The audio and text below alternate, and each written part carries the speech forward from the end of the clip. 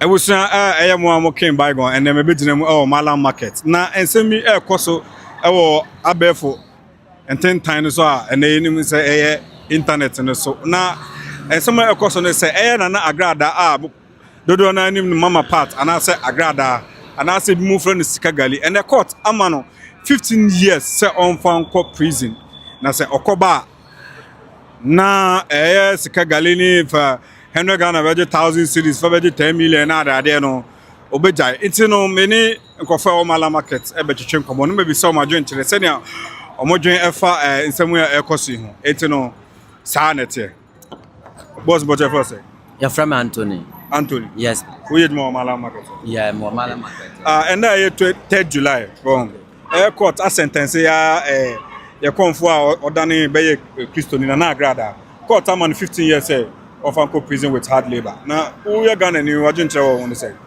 Oh me madwen kire dey ka me nya ya man 50 years. Oh yeah. 50 years say. Na ma me a order da ni page wo se me ya krofo me ya konfo a wo jima for sika. All of a sudden na dey chi so am me evangelist. If na ya kire sa no. So your doctor crop or so your doctor evangelist mama. And you obewo obi am na wu. Because sa nipa no adada for sa no ke wo so mo kwache 100 years e ma mo mba biom e wa bra. Oh say ordinary crime ma Yesu sisi ade say. Ah ho na ka cho say ordinary crime ma Yesu. Nsam na oka kwase no ma na oka ka wo church ho no na scanner na mo so we I was mo fa no 50 years.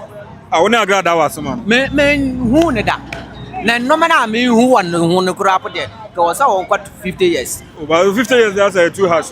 Na dent no mo de no 50 years. So I say in scam ne Sikagali na scam me say me meje okada na me ye obi kwa gym 100 cedis kura po no ana pay kura po police for gym 100 cedis kura ya me ya na obi akwa gym 20 million.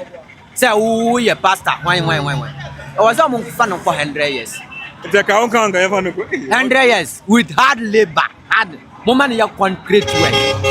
On swam water, no musi building kase. And no bon nyansa. Na sa no obanya scanner easy. Na scanner obanya na no abagine kwa. Umfa hwe adada kwa. Ka oso mo fa no kwa 100 years. But sisi ano mo ko na so na ebi mu si mo ba soro mo musika o mo mo obu ebi mu. Say obu omo no. Obu ya ti say e bia wo kwa no ha babu na ode ama omo amodi nachi. Nti sa no ma no trick no omo ye. Nti sa no ma no ko omo kura ka oso omo nchi omo mfa ka ho. Yeah. Also the about 150 years in there no. Oh 50 and no na ye. E manem babium obaba no ahunyansa. Yeah. Semo. Serious. Because obaba no anyanyansa say obi answer na obi bakwa hwe obagina ha na bakwa kumanwumre kwa obi wo kra wonteme nya 100 Ghana. No aba dada me with the meba ye na no aba je.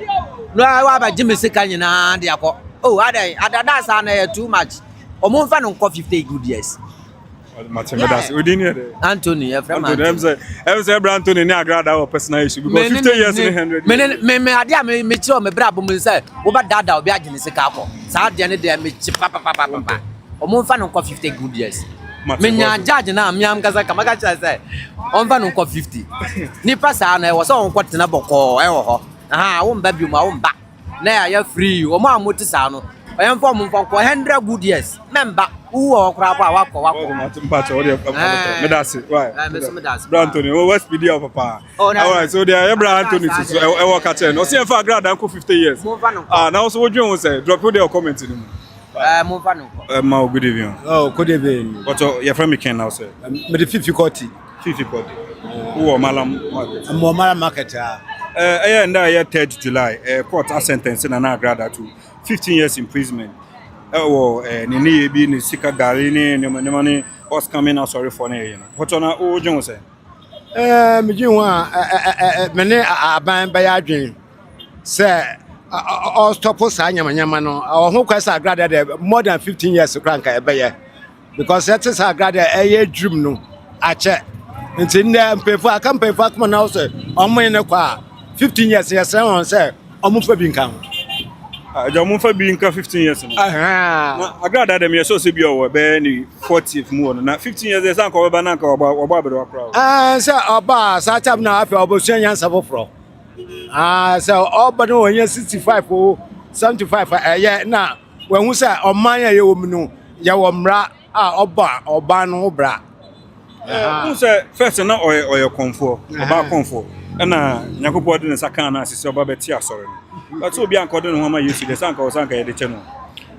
Sa ba tetumi say nyamesunu ende di won mu sisi atumi say akonfosam na etumu say owo ni mu ojan the platform so crowd no kasa bibia show say nyamesunu ni mu akonfo de na guso owo ni mu ti bibia nche say Agradaa na wasakra on sakra kra 15 years na ofu aso me fuaso say aban nko but earlier na o say anka efa bin kan na ka o hwe man be it anka yaman be 20 yeah because wa ma ebinumu edikan wa sama ade wa ma nkofu bebre abodam ebimu enhu omuha no up to now ni yan yo no but ono aban ni kese 15 years yeah Bini me das but o say for say me the difficulty but o me das o muslim das all right your papa say yama Agradaa 20 years na 15 years there no she and e beje me das you from me ken now so Mpacho me so me de Florence and then 3 July you news na say court of course say Agradaa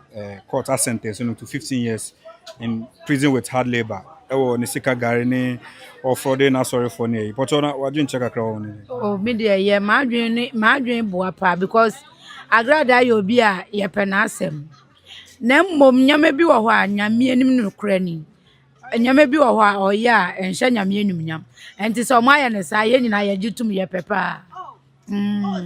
Ye nyina ye gitum ye pepa because what the kasa 15 years there no say dan ka bi wo mo. Yes I obi a de be ya this year because so say anu social media na e ba no say de omo jimi wo ho na ya ahomte kora nti eye pa obi a de be ya this year earlier on me no bi kasa no so 15 years kra there isa onyanga be oboman be 50 ka be 20 kra 25 kra ka ye nyina ye say na opa Agradaa asem na me pe na asem pa o ye me ma me pe na asem but enyame bi wo ho a enye kura enye nti ye nyina ye penisa eyesa obi a de betu no hofo o say Agradaa waware yenim se waware na so waware omo onju ni obi anju ni mfi ni kunu nsem se still o ye ni kunu but se dia omo be kana no atomu wa nyome bi wo a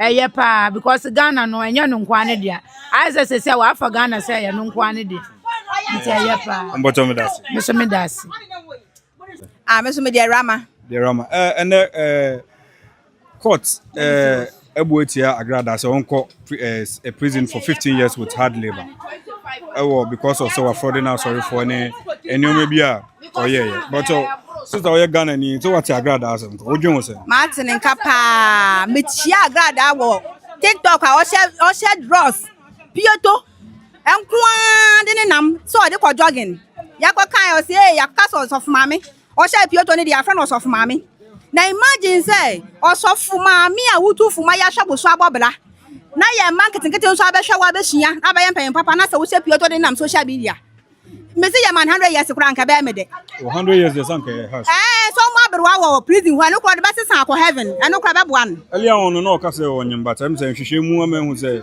yinse no bibia sai no ho one de say azan de o sha say ye Ghana for ni ache nti me de say atembo no mabunu no say bo mu be di su pan no mo de na tuma ma me de anka me nkwa de nka be me de ade woni Agradaa personal issue me ni personal issue ba do ya na me tan ya mahi o say enchire mafo no o say won o say nkwala me hwe ni TV station o so cheche mo ani sika na o de mu yi ma wa mo 5 kilo ya ton na he ena mo okomu ni ahochire amene Ghana funti o de mu yi ma wa no o de wo de atuti so na sika no de ma no we sika no wiem na o si dia dance no do ge ba ko so o si me de me ntutui o si wo ntutui akwase ya festival mo ni de obetimadi o so fuma mi awuji na ayi puppet so preach na wa dige ya tema dia mu ni sika na firi ni se ma ge ne ba hye na chi pepe ni ge bi enti na wo fo so ye fa ne nko o se Ghana fo kom ni ahochiri nti no o di ebinim atam kra so mo da so tena asole dem na ka me nko ade anka na asole nko nko na ni kunu na be kwa kwatena wo Yeti Ghana hand yeti so ni kunu awale no media minimo say no kuro ni kunu awale no yesi owayire ana okotu ya na yire ne kaso onja ni kunu ni man no nko wale no sati sen minim za nya no kuro wait for ba ifa kase mu nyina mu pa asem sura asem mo kan bi no man ni mu ayedin no mo kan no kuro na mo hontom enti Agradaa de enfa ntum but odi ni e de Rama e da se me to ade o mala market me to nje me to nchine me to garlic akakaduro enti obi ohia bibia no ba mala market a on fi hwe Rama on hwe Rama e da se aduma bia ya aduma me mra ne no aduma bia ya aduma but me da se me so me da se mpacha ye for me amma den amma and your sentence Agradaa to 15 years but on how Jones me pacha de me pesa me kan say so kodemo adbosu nyansa na empress so be o bia me ka empress no asa Agradaa wa me ne fede empress wo ye nyame nimpa what I say nimpa e hwew nti so oyiyi Agradaa na e ono ne Agradaa me hu difference e wom because onyame nimpa de so bi Bible say your friend say so bi bo wasoma wo so ye de ba ko ye de be fama no what I say ba wo ye nyame nimpa no wo mpo na wo mfi no na obi anya ye follow ni ehunu say oh ye hwiam what I say because ogina ho manyame o but wo fi Agradaa asa no Agradaa nyamu je one class nti ya me hu ono na me hu Agradaa me hu mutomu na wo ya de pe Agradaa sentence no kra no sika gale ni ne woni ma bi o ye no ntia yes tio na nimpa ase me ye sika as we ye hu ni de o Ghana for ya me nti obi ase o na obi achichi no du kwa kwatena wa ade okwa Agradaa so e mo ne sika ahokyere what I say Ghana ahokyere wa hapa ye hokyere ye ene nti so obi kwa ma fi se na no aduane nti na o ye de be okọ nti sa ahokyere ba fom on kwatena Agradaa so de nkwaje hwe nti mesoma adwene so me da say yo mesoma da say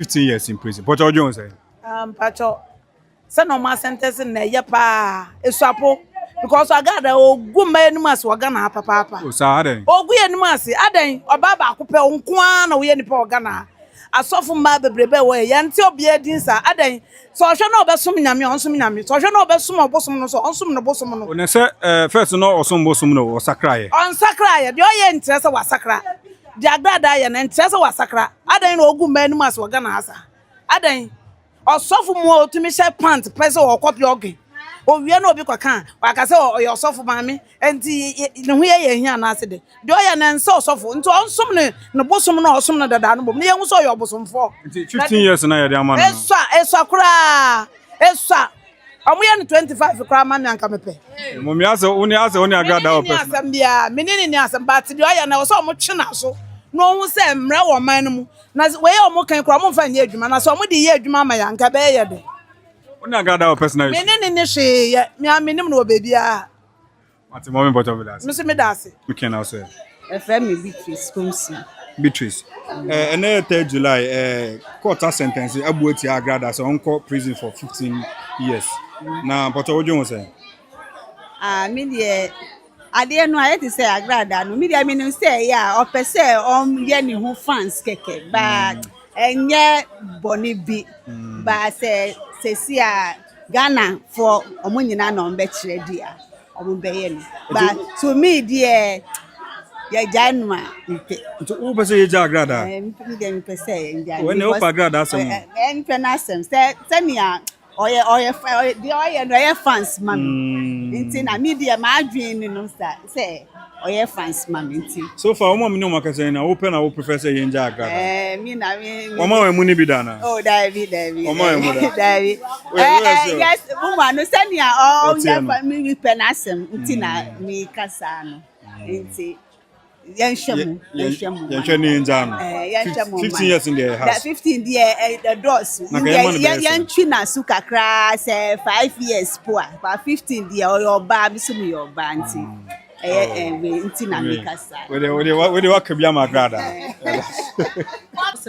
nti no obi a nti agisike duro e na obeka se me de koma na me kofi a menya ho mo ho wote de me che na ase enti ono otene ba bi na oya ade no nti wo ya ya na amfa nti yenya no e wo so mo ni su titi wo se ba bi ani ho no ma sa ade we be ye adwuma sa ba wo se o man no obi apɛ bibia no be ha no no so ase nti na me ka se ni bri na de sa ade ne ba wote de me che na ase Unto me nkasa me di sika mo bi mi kofie menya ne double. Wahu Say senya sika nimbre. ya sika ni bri na mo yes ade no. Onu ye na you know se fabra. Na wo de ba mema wo mo wo benya mo ho ana meboa. Ana we nya mo ho no. Eye na sorry na no ye na wo koye. Nti wa wonim. Eye ni bri na de wo koto sa ade ni. So when mri ade a wo koye sa. Dia make cannot mass. E wo mu sa de oye na nye. But eye ni bri na mo koye sa ade. E wo se wa adwini kira wo se. Ade a me kwa koye ntimi nye adwuma. So mo pa che se wo mu gitum se be ye adwuma nti no mo koye. Into 15 years no edoso. No edoso. Me ho say ye ni bri na de wo mo koto sa so so. That's it, brothers. Agrada nyama bi mu wo ha. Dia me ka no atmase. Yeah. Wahu. E wo se hu se de wo kwa koye no enya ne kwan so a. Ye adwuma na nya mfaso. Ye adwuma na nya sika.